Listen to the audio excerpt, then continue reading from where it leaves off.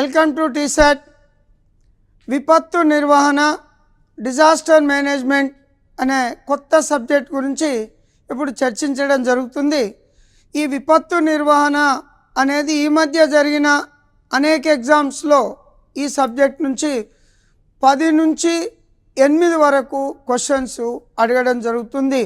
Group 1, group 2, SIR police, constable, other competitive ఎగ్జామ్స్లో కూడా questions దీనిపైన అడగడం జరుగుతుంది. డిజాస్టర్ మేనేజ్మెంట్, విపత్తు నిర్వహణ, ఈ సబ్జెక్ట్లో ఫస్ట్ ఇంట్రడక్షన్, విపత్తు నిర్వహణ భావనలు, విపత్తు నిర్వహణ భావనలు అనే టాపిక్ గురించి ఇప్పుడు తెలుసుకోవడం జరుగుతుంది. విపత్తు అనే పదం డిజాస్టర్ అనే గ్రీక్ పదాన్ని, గ్రీక్ భాష నుండి వచ్చిన డస్ అనగా చెడు, ఆస్టర్ అనగా నక్షత్రం, ఈ 2 పదాల కలయిక వలన మనకు డిజాస్టర్ అనే పదం రావడం జరిగింది. చెడు నక్షత్రంగా పూర్వకాలంలో పూర్వీకులు పిలవడం జరిగింది. గ్రీకు, లాటిన్ భాషల్లో డిజాస్టర్ అనగా దుష్ట నక్షత్రం, బ్యాడ్ స్టార్. ఇది ప్రాచీన కాలంలో పూర్వీకులు ఏదైనా విధ్వంసం లేదా విపత్తు సమయాల్లో ఏదో నక్షత్రం ముడిపెట్టి దాన్ని ప్రచారం చేయడం జరిగేది. ఆ విధంగా మనకు డిజాస్టర్గా, విపత్తుగా భావించేవారు. కేంద్ర హోం మంత్రిత్వ శాఖ నిర్వచనం ప్రకారం డిజాస్టర్ అంటే సాధారణ జీవితానికి, పర్యావరణ వ్యవస్థకు అంతరాయం కలిగినప్పుడు ప్రాణాలను లేదా పర్యావరణాన్ని కాపాడి సంరక్షించడానికి అసాధారణ అత్యవసర చర్యలకు అవసరమయ్యే ఉపద్రవ పరిస్థితినే విపత్తు అంటారు. అంటే ఒక రకంగా ప్రజా జీవితంలో అనుకోని సంఘటనలు జరిగినప్పుడు అనేక నష్టాలు అనేటివి జరుగుతూ ఉంటాయి. సమాజానికి కానీ, ఆర్థిక వ్యవస్థకు కానీ, పర్యావరణానికి కానీ నష్టం జరిగినప్పుడు దాన్ని విపత్తుగా భావించడం జరుగుతుంది. దీన్ని కేంద్ర హోం మంత్రిత్వ శాఖ నిర్వచనం చేయడం జరిగింది. ఇక విపత్తుల వర్గీకరణ, విపత్తులు సంభవించే వేగం, వాటి ఆవిర్భావానికి దారితీసే కారణాలను ఆధారం చేసుకొని పలు రకాలుగా వర్గీకరించడం జరిగింది. విపత్తుల వర్గీకరణ మరియు వేగాన్ని బట్టి నిదానంగా వచ్చేటివి, వేగవంతమైనవి, నిదానంగా వచ్చేటివి, వేగవంతమైనవి. నిదానంగా ప్రారంభమయ్యే విపత్తు అంటే రోజులు లేదా నెలలు, కరువులాగా సంవత్సరాల పాటు కొనసాగుతున్నవి. వీటిని నిదానంగా ప్రారంభమయ్యే విపత్తులు అంటాం. ఒకటి పర్యావరణ క్షీణత అనేది ఒక్క రోజులో జరగదు, సంవత్సరాలు పట్టడం జరుగుతుంది. తెగుళ్ళ దాడి, ఇది నిరంతరం కొనసాగుతూ ఉంటుంది. దుర్భిక్షం అంటే ఒక ప్రాంతంలో వర్షపాతం లేకపోవడం వల్ల, భూగర్భ జలాలు అట్టడగడం వల్ల ఎటువంటి పంటలు పండక ఆ ప్రాంతంలో దుర్భిక్షం అనేది కొనసాగుతుంది. నిదానంగా ప్రారంభమయ్యే విపత్తులకు ఉదాహరణగా చెప్పొచ్చు. ఇది మనకు పర్యావరణ విపత్తుకు సంబంధించింది. ఇది దుర్భిక్షం, ఎడారి ప్రాంతం, దుర్భిక్షానికి సంబంధించినది. ఇక వేగంగా వచ్చే విపత్తులు, తక్షణ విఘాతం సంభవించే విపత్తును వేగంగా వచ్చే విపత్తులుగా చెప్పవచ్చు. దీని ప్రభావం స్వల్పకాలంగా ఉండవచ్చు, దీర్ఘకాలంగా ఉండవచ్చు. వేగంగా వచ్చే విపత్తులకు ఉదాహరణగా ఒకటి భూకంపం. భూకంపాలన్నిటివి మనకు చెప్పి రావు, ఎప్పుడైనా రావచ్చు. పొద్దున, మధ్యాహ్నం, రాత్రి ఎటువంటి విభేదం ఉండదు. ఎప్పుడైనా సడన్గా భూకంపాలు సంభవించే అవకాశం ఉంటుంది. చక్రవాతాలు, ఇవి చక్రవాతాలన్నిటివి ఏర్పడడానికి సముద్రంలో 2 నుంచి 3 రోజుల సమయం పడుతుంది. ఇవి కూడా అకస్మాత్తుగా వచ్చే విపత్తులుగా చెప్పచ్చు. నెక్స్ట్ ఆకస్మిక వరదలు. ఆకస్మిక వరదలు సపోజ్ మొన్న కేరళ రాష్ట్రంలో వయనాడ్ అనే ప్రాంతంలో ఆకస్మికంగా భారీ వర్షాల కారణంగా వరదలతో పాటు బురద కూడా ప్రవహించడం జరిగింది. పెద్ద మొత్తంలో నష్టం జరిగింది. నెక్స్ట్ అగ్నిపర్వత విస్ఫోటనం. అగ్నిపర్వత విస్ఫోటనాలు కూడా వేగంగా సంభవించే విపత్తులకు ఉదాహరణగా చెప్పవచ్చు. ఇది భూకంపాల వల్ల జరిగే నష్టాన్ని ఈ ఫోటో తెలియజేయడం జరుగుతుంది. ఇది సముద్రంలో పెద్ద మొత్తంలో తుఫాన్లు ఏర్పడే విధానాన్ని ఈ ఫోటో తెలియజేయడం జరుగుతుంది. వరదలు, ఫ్లడ్స్ ఏ విధంగా రావడం జరుగుతుంది, నష్టం ఏ విధంగా ఉంటుంది అనేది మనకి ఫోటో తెలియజేయడం జరుగుతుంది. అగ్నిపర్వతాల విస్ఫోటనాలు, ఇవి కొన్ని కిలోమీటర్ల మేరకు తన ప్రతాపాన్ని చూపించడం జరుగుతుంది. అనేక గ్రామాలను ఖాళీ చేయించడం జరుగుతుంది. విపరీతమైన నష్టం జరుగుతుంది అగ్నిపర్వతాల పేలుల వలన. ఇక సంభవించే కారణాలను బట్టి విపత్తులను సహజ విపత్తులు లేదా మానవకారక విపత్తులు, మానవకారక విపత్తులుగా మనకు విభజించడం జరిగింది. సహజ విపత్తులు ఇవి ప్రకృతి పరంగా తనంత తానుగా సంభవించి ఆ ప్రాంతాలకు, మానవుల జీవన విధానానికి, పర్యావరణానికి, ఆర్థిక వ్యవస్థకు పెద్ద మొత్తంలో నష్టాన్ని కలుగజేయడం జరుగుతుంది. వాటినే సహజ విపత్తులు అని పేర్కొంటాం. సహజ విపత్తుల్లో ప్రధానమైనవి వరదలు, కరువు, సముద్ర వేలా తరంగాలు, భూ ప్రకంపనలు. వీటి వల్ల సంభవించే విపత్తులను ప్రకృతి సహజ విపత్తులు అని పిలుస్తాం.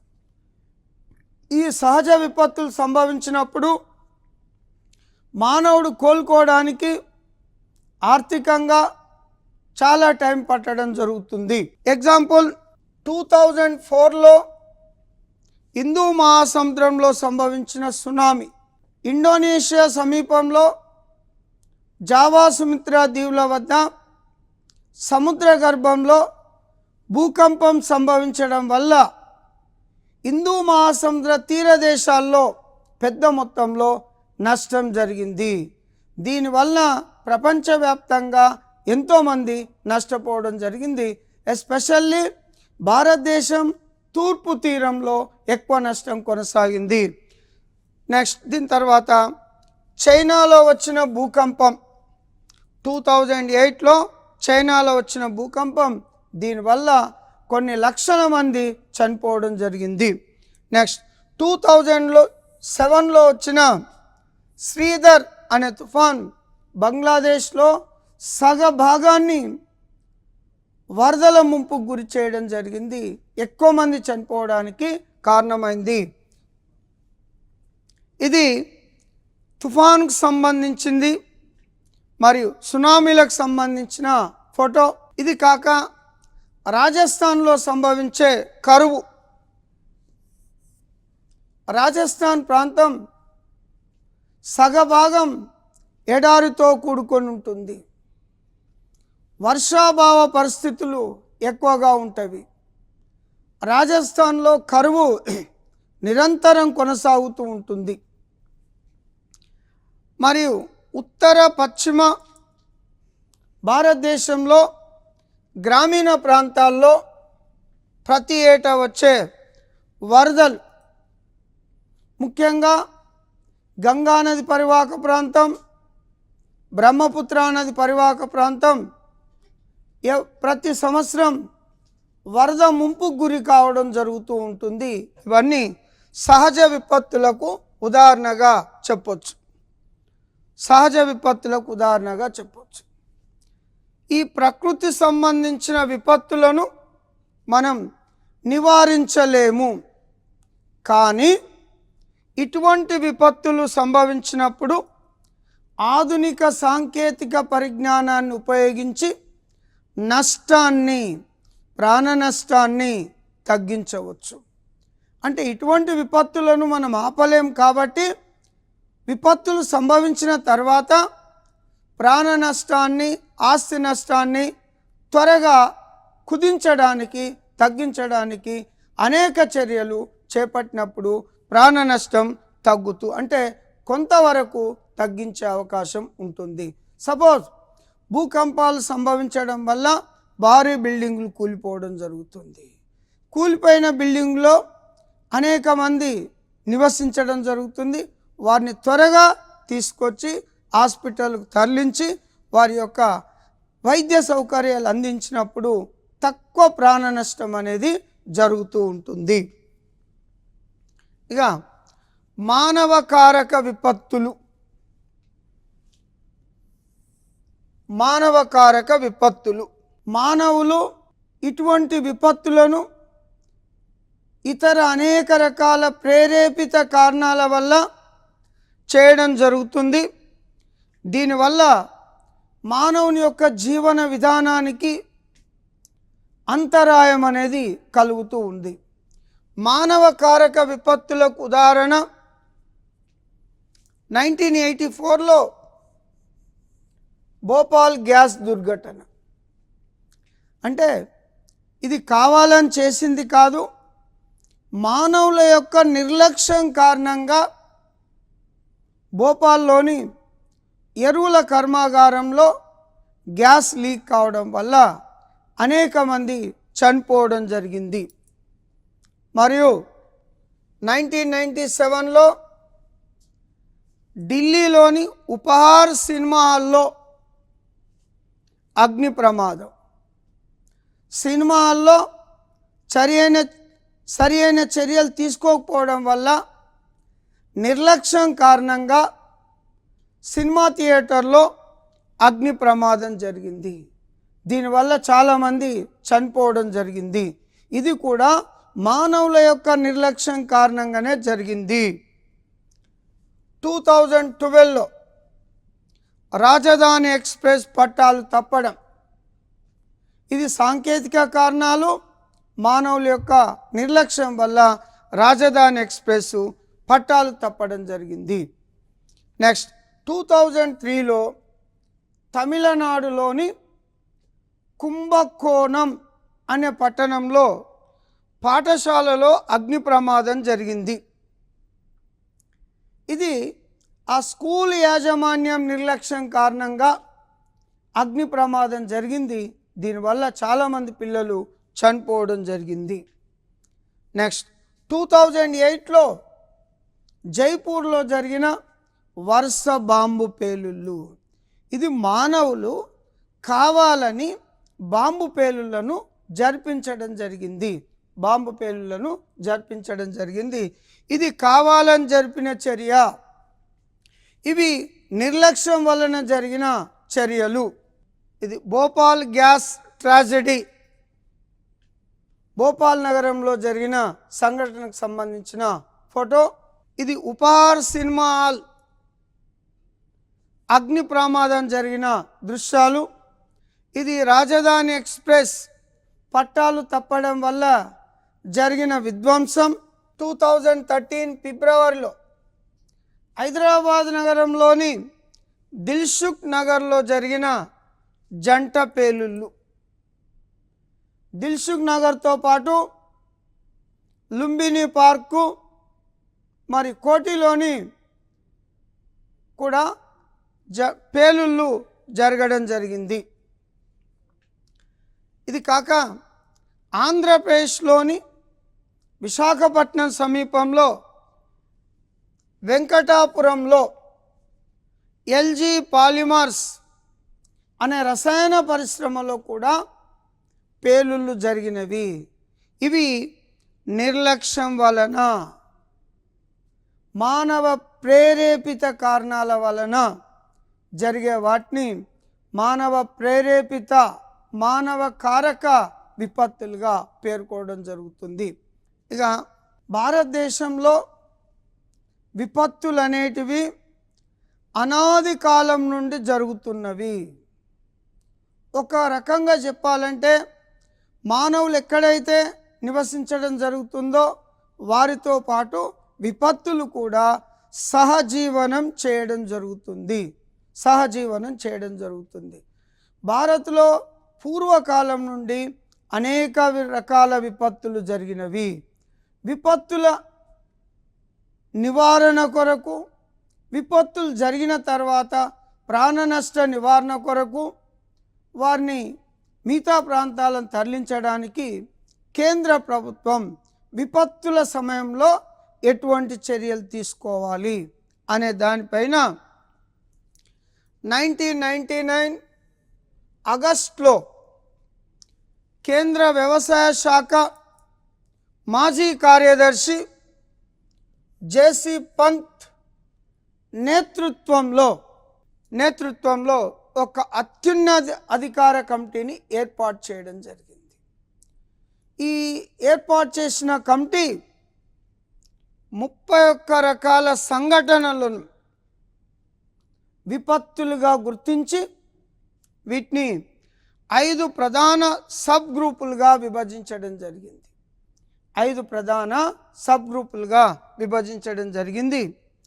ఇక 2001 అక్టోబర్ 8న తన నివేదికను అప్పటి వ్యవసాయ శాఖ మంత్రి అజిత్ సింగ్కు సమర్పించడం జరిగింది.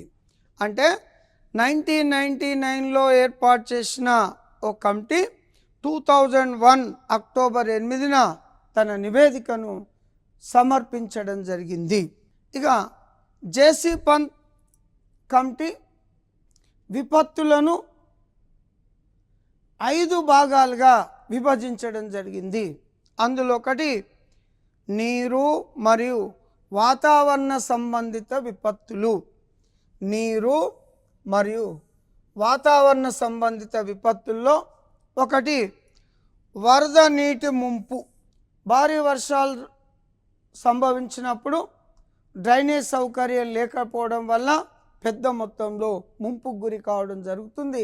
ఎగ్జాంపుల్ మొన్న జరిగిన విజయవాడలో వరద ముంపు కార్యక్రమం. నెక్స్ట్ తుఫాన్లు, నెక్స్ట్ టర్నోడోలు మరియు హరికేన్లు. తుఫాన్లకే స్థానిక పేర్లుగా పిలవడం జరుగుతుంది. టర్నోడోలు, హరికేన్లు, విల్లీలు మొదలైనవి. వడగండ్ల వాన. నెక్స్ట్ కుంభవృష్టి, వడగాలులు, చలిగాలులు. వేసవి కాలంలో దక్షిణ భారతదేశంలో, వాయువ్య భారతదేశంలో వడగాలులు సంభవించడం జరుగుతుంది. శీతాకాలంలో ఉత్తర భారతదేశంలో చలిగాలులు సంభవించడం జరుగుతుంది. నెక్స్ట్ హిమపాతాలు. ఉత్తర భారతదేశం, జమ్మూ కాశ్మీర్, లడాక్, హిమాచల్ ప్రదేశ్ లాంటి రాష్ట్రాల్లో పెద్ద మొత్తంలో హిమపాతాలు సంభవిస్తున్నవి. నెక్స్ట్ కరువు, సముద్రపు కోత, పిడుగుపాటు. అయితే భారతదేశంలో పూర్వకాలంలో సునామీలు వచ్చినా పెద్ద నష్టం జరగలేదు. అయితే 2004 తర్వాత సునామీని కూడా విపత్తుల జాబితాలో చేర్చడం జరిగింది. 2004లో సంభవించిన సునామీ కారణంగా పెద్ద మొత్తంలో నష్టం జరిగింది. కాబట్టి దీన్ని సునామీని విపత్తుల జాబితాలో కొత్తగా చేర్చడం జరిగింది. ఇక భౌగోళిక విపత్తులు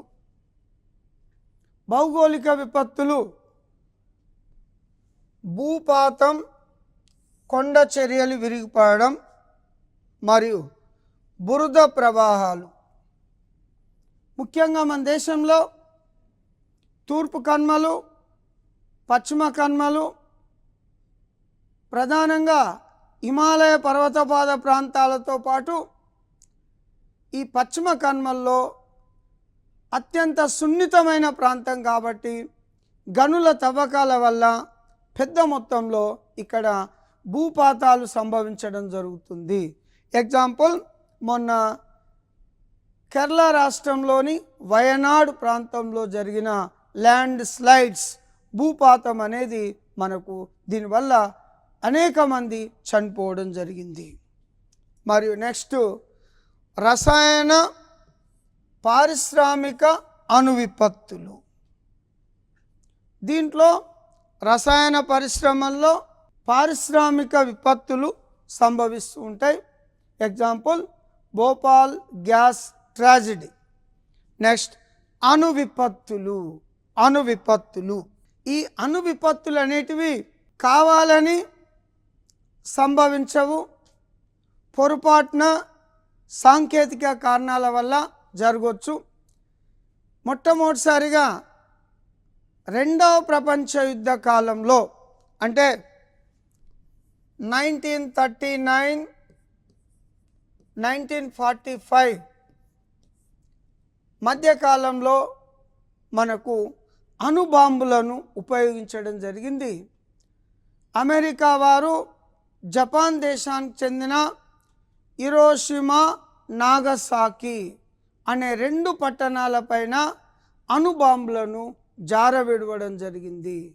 దీనివల్ల పెద్ద మొత్తంలో విధ్వంసం జరిగింది.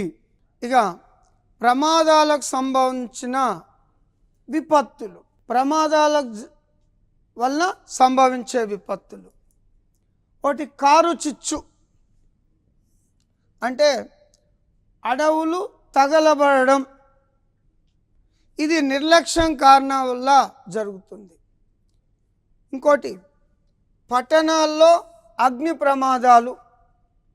ప్రతి పట్టణంలో మనం చూస్తుంటాం, ఏదో ఒక గోదాంలో కానీ, బట్టల షాప్లో కానీ, అనేక రకాల ప్రాంతాల్లో ఈ అగ్ని ప్రమాదాలు అనేటివి వేసవి కాలంలో జరుగుతూ ఉంటాయి.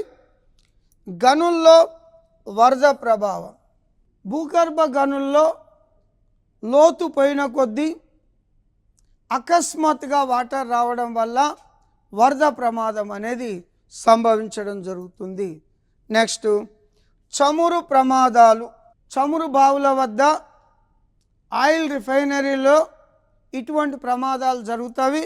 ఉదాహరణ, ఆంధ్రప్రదేశ్లోని పాసర్లపూడి అనే గ్రామంలో బ్లోఅవుట్ సంభవించడం జరిగింది. బ్లోఅవుట్ అంటే చమురు బావికి నిప్పు అంటుకోవడం. మనం ఒక సిలిండర్ పేలితేనే ఎంతో విధ్వంసం జరుగుతుంది. ఒక చమురు బావికి నిప్పు అంటుకోవడం వల్ల పెద్ద మొత్తంలో నష్టం జరిగింది. నెక్స్ట్ భవంతులు కూలిపోవడం. సాంకేతిక పరిజ్ఞానాన్ని ఉపయోగించకపోవడం వల్ల, సరి అయిన నిర్వహణ లేకపోవడం వల్ల భారీ ఎత్తున నిర్మించే భవంతులు కూలిపోవడం అనేది చూస్తున్నాం. అనేక పట్టణాలలో ఇటువంటి సంఘటనలు జరుగుతూ ఉన్నవి. వరుస బాంబు పేలుళ్ళు జైపూర్ నగరంలో, హైదరాబాద్ నగరంలో, ముంబై నగరంలో వరుస బాంబు పేలుళ్ళు జరిగినవి. ఇంకోటి ఉత్సవాల సందర్భంగా జరిగే ప్రమాదాలు. భారతదేశంలో విపరీతమైన జనాభా, పెద్ద మొత్తంలో అనేక ఉత్సవాలను నిర్వహించుకోవడం జరుగుతుంది. ఒకే సమయంలో ఉత్సవాలు నిర్వహించడం వల్ల, ఎక్కువ జనాభా రావడం వల్ల, సరి అయిన నిర్వహణ లేకపోవడం వల్ల ప్రధాన దేవాలయాల్లో తొక్కిసలాటలు జరుగుతున్నవి. నెక్స్ట్, విద్యుత్ అగ్ని ప్రమాదాలు, ఇవి నిరంతరం మనం చూస్తూనే ఉంటాం. నెక్స్ట్, విమాన, రోడ్డు, రైలు ప్రమాదాలు, సాంకేతిక కారణాల వల్ల విమాన ప్రమాదాలు జరుగుతాయి. మానవుని యొక్క నిర్లక్ష్యం వలన రోడ్డు ప్రమాదాలు జరుగుతాయి. సాంకేతిక కారణాలు, మన నిర్లక్ష్యం వలన రైలు ప్రమాదాలు కూడా జరుగుతూ ఉన్నవి. నెక్స్ట్, పడవ ప్రమాదాలు. మనం ఎప్పుడు చూస్తూ ఉంటాం, మధ్యధరా సముద్రంలో పడవ ప్రమాదం జరిగి ఎక్కువ మంది చనిపోవడం జరిగింది. అంటే అనేక మంది వలసదారులు మోతాదు కంటే ఎక్కువ మందిని ఎక్కించుకోవడం వల్ల పడవలు మునిగిపోవడం జరుగుతూ ఉంటుంది. పడవ ప్రమాదాలు. గ్రామాలలో అగ్ని ప్రమాదాలు. ఈ దృశ్యం విమాన ప్రమాదం సంఘటనకు సంబంధించి తెలియజేయడం జరుగుతుంది. ఇది పడవ ప్రమాదాలకు సంబంధించి. ఎగ్జాంపుల్, టైటానిక్ పడవ ప్రమాదం. ఇక బయాలజికల్ విపత్తులు అంటే తక్కువ పెట్టుబడితో, తక్కువ ఖర్చుతో ఇటువంటి విపత్తులు నివారించవచ్చు. ఈ బయాలజికల్ విపత్తుల్లో మహమ్మారి వ్యాధులు, మొన్న సంభవించిన కరోనా వ్యాధి, అంతకుముందు ప్లేగు వ్యాధి, సాధారణంగా కలరా వ్యాధి ఎప్పుడైనా సంభవిస్తూ ఉంటుంది. కరోనా సంభవించినప్పుడు ప్రపంచవ్యాప్తంగా అనేక రకాల ఇబ్బందులు సంభవించడం జరిగింది. ఆర్థిక వ్యవస్థ కూడా చిన్నాభిన్నం కావడం జరిగింది. కీటకాల దాడులు. ఉత్తర వాయువ్య భారతదేశంలో మిడతల దాడులు ఎక్కువగా కొనసాగుతూ ఉంటవి. పశువులకు వచ్చే మహమ్మారి వ్యాధులు. నెక్స్ట్, ఆహారం విషపూరితం కావడం. సాధారణంగా భారీ ఫంక్షన్ హాల్లలో, హాస్టళ్లలో ఈ ఆహారం విషపూరితం కావడం అనేది ప్రతిరోజు మనం ఏదో ఒక సంఘటన జరుగుతూనే ఉంటుంది. దీనికి సంబంధించి పేపర్లో వార్తలు రావడం జరుగుతూ ఉంటుంది. ఇక విపత్తు నిర్వహణ వలయం అంటే ఈ విపత్తు నిర్వహణలో విపత్తును తప్పించడానికి లేదా విపత్తు జరిగినప్పుడు నష్టాన్ని తగ్గించడానికి, ప్రాణ నష్టం కానీ ఆస్తి నష్టం కానీ తగ్గించడానికి అనేక చర్యలు తీసుకోవడం జరుగుతుంది. దీన్నే విపత్తు నిర్వహణ వలయంగా చెప్పడం జరుగుతుంది. ఇందులో అనేక కార్యకలాపాల నిర్వహణ కొరకు ఉద్యోగస్తులకు దీంట్లో ట్రైనింగ్ ఇవ్వడం జరుగుతుంది. విపత్తు ముప్పు నివారణలో భాగంగా చేపట్టే కార్యకలాపాలలో 3 ముఖ్యమైన దశలు ఉండడం జరుగుతుంది. ఒకటి, విపత్తుకు ముందు. సపోజ్ తుఫాను సంభవిస్తుంది అనుకున్నట్లయితే ముందస్తు సమాచారం ఉంటుంది. విపత్తుకు ముందస్తు చర్యలు చేపట్టడానికి తీర ప్రాంత ప్రజలను ఖాళీ చేయించడం, సుదూర ప్రాంతాలకు తరలించడం, కొంత నష్ట నివారణ చర్యలకు అవగాహన కల్పించడం, ప్రజల్లో చైతన్యం చేయడం వల్ల మనం విపత్తుకు ముందు అనేక కార్యకలాపాలు చేపట్టవచ్చు. ఇక దీనిపైన ఇందాక చెప్పినట్టు అవగాహన కార్యక్రమాలు అంటే తుఫాను సంభవించినప్పుడు తుఫానులకు పేర్లు పెట్టి ప్రచారం కల్పించడం, ఇది అవగాహన కార్యక్రమాల్లో ఒకటి. బలహీనమైన నిర్మాణాలను బలోపేతం చేయడం దీంట్లో భాగంగా ఉంది. కుటుంబం మరియు కమ్యూనిటీ స్థాయిలో విపత్తు నిర్వహణ పైన ప్రచారం చేసి వాళ్ళకు అవగాహన కల్పించడం మొదలైనవి దీనికి సంబంధించి ఉండడం జరిగింది. విపత్తు సమయాలలో బాధితుల అవసరాలను బాధలను తీర్చేటందుకు చేపట్టే చర్యలు ఈ అత్యవసర ప్రతిస్పందన కార్యకలాపాలు అంటాం. ఏదైనా భూకంపం సంభవించినప్పుడు అత్యవసర చర్యలు చేపట్టాలి కాబట్టి డిజాస్టర్ మేనేజ్మెంట్కి సంబంధించిన రెస్పాన్స్ ఫోర్స్ ప్రతిస్పందన దళాలను ఉపయోగించి వారికి సహాయ కార్యక్రమాలు చేపట్టాలి. ఇక విపత్తు తర్వాత ఒక ప్రాంతం ఏదైనా విపత్తుకు గురైనప్పుడు విపత్తు అయిపోయిన తర్వాత ప్రజలను ఆ కమ్యూనిటీని త్వరగా కోలుకునే విధంగా ఆర్థికంగా కానీ సాంకేతికంగా కానీ హాస్పిటల్ వైద్య సౌకర్యాలు కానీ నిర్వహించి ఆ కమ్యూనిటీ కోలుకునే విధంగా అనేక చర్యలు చేపట్టాలి. సో ఇది డిజాస్టర్ విపత్తు నిర్వహణ భావనలకు సంబంధించిన మొదటి టాపిక్. తదుపరి అంశాలను నెక్స్ట్ టాపిక్లో డిస్కషన్ చేయడం జరుగుతుంది.